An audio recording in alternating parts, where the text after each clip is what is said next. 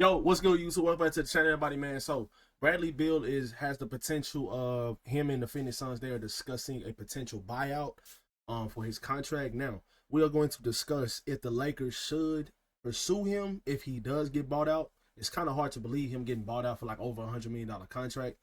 But at the same time, this guy could definitely help out this team a lot when it comes to the bench scoring. We were one of the worst teams in the whole entire league last season when it comes to bench scoring in general.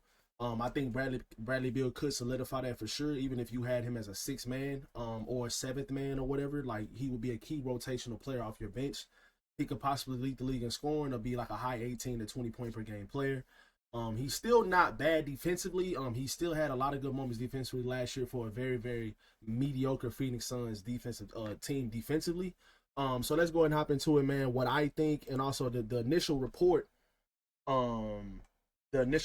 from AZ Central and Dwayne Rankin, who is a pretty reliable source for all of Phoenix sports.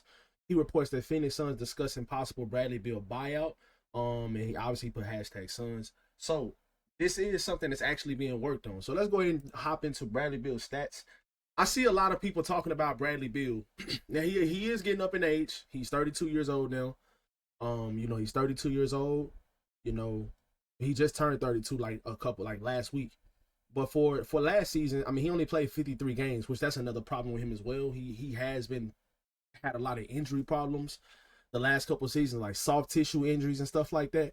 But if you're getting this guy for a reasonable deal to come in and kind of play like a Ray Allen at the end of his career kind of role, or even like some of the other older players that like a Lou Williams for the Clippers kind of role, he can come in, he can create off the dribble. We really don't need that, but what we do need is, say, like, for example, if LeBron takes off a night, if which probably is a huge possibility for some games during the regular season.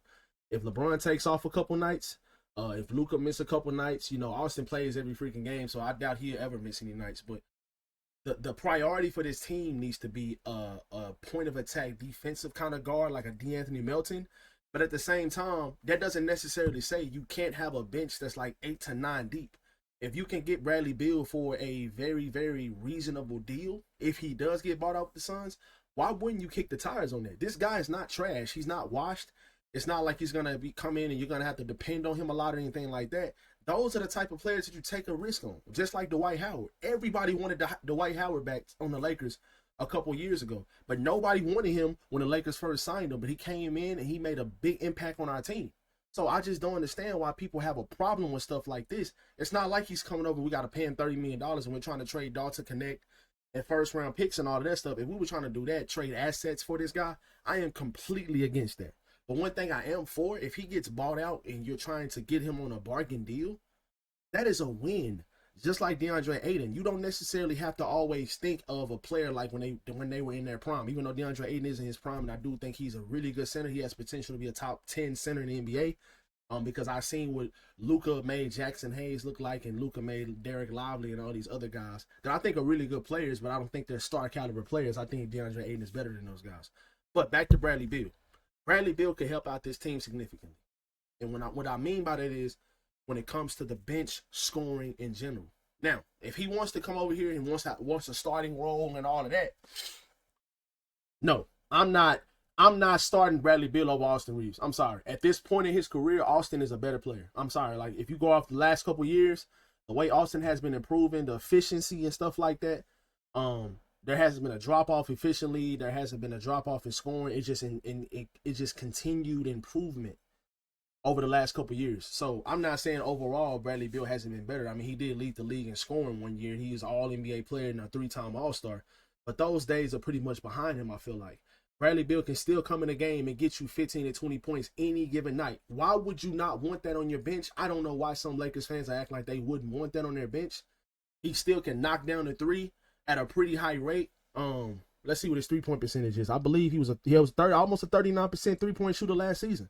43% from three the first year in Phoenix. Like, this guy can shoot the ball, and he will be getting a lot of open looks playing alongside guys like Austin Reeves, LeBron, and Luka Doncic. Like, that's the beauty in all of these guys that you're taking a low risk on. It can result in a high reward.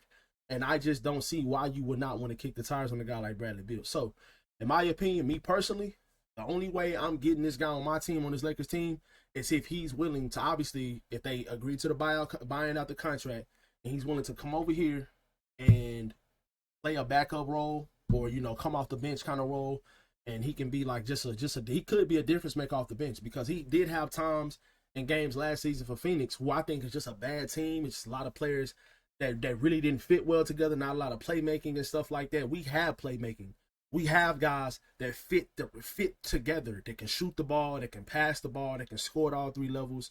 And I think that Luka and LeBron's best attributes are their fact that they can play make. And I don't even really think that LeBron wants to play heavy minutes in the regular season. If you can have guys that can come off your bench and he doesn't have to hurry up and come back in the game and stuff like that, that keeps him more fresh, that keeps him more healthy throughout the regular season. LeBron is going to be LeBron.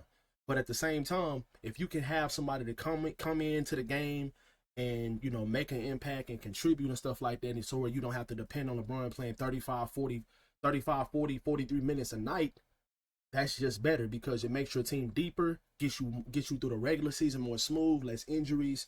Some guys can take nights off. These are the type of things that we have to be able to do in order for us to make it to the playoffs and be fresh and be healthy. If we're not healthy, getting DeAndre Ayton does not matter. If we're not healthy, getting Al Horford doesn't matter if we was to get him, or getting DeAnthony Melton or any of these other guys that we want the Lakers to trade for. So we have to stay healthy. In order to be healthy, you have to have a deep team, or you have to have guys you can rely on. Bradley Beal off your bench for a $5 to $6 million deal, I am 100% doing that. I would 100% do that. Now, the question is, if he does get bought out, I seen another destination that he prefers is like a team like the Bucks. He would start on the Bucks. He's better than Gary Trent Jr. He's better than Ryan Hollins. I think that's his name, or Ryan Rollins, the rookie or the second-year player, the point guard that they had that was playing a lot of minutes last season after Damian Lillard got injured. But he would start on the Bucks. So maybe he's 32 years old. He's at the end of his career, but I do think that he will have a better chance to win out of all of the teams he was preferred to play for. The Warriors, the Bucks, and the Lakers. I think out of those three teams, I think the Lakers are his best destination if he comes off the bench for this team. He came off the bench for the Phoenix Suns. He accepted a bench role. I don't know if he liked that or not, but like I said, he would have to do that on this team too in order for me to be okay with it. But I do think that he definitely could contribute. He's not washed. He's not trash. Averaging 17 points a game in this league is not an easy thing to do. And I think that Bradley Beal could come off the bench for us and lead us in bench scoring, or come in the game and give us an offensive impact some nights that we don't have it. You know what I'm saying? So I really do think he can help us do that. He can facilitate a little bit, can run the pick and roll if you had to. Maybe some nights some guys don't play. He can help in that department. Let me know how you guys feel about Bradley Beal possibly being bought out and signing with the Lakers. Would you guys go for this, or would you guys just pass on Bradley Beal and hope he goes to another team? Understand what I'm saying, though. I'm not saying you're going to trade assets for him and all of these things. If you're getting this guy on a pretty cheap deal, or on a pretty reasonable deal for a 1-year deal or something like that for him to prove it, I don't see why we wouldn't do it. But y'all let me know in the comment section, would you guys do that, or would you not do it? And let me know why you wouldn't do it in the comment section below. I'll catch you guys in the next one. Peace.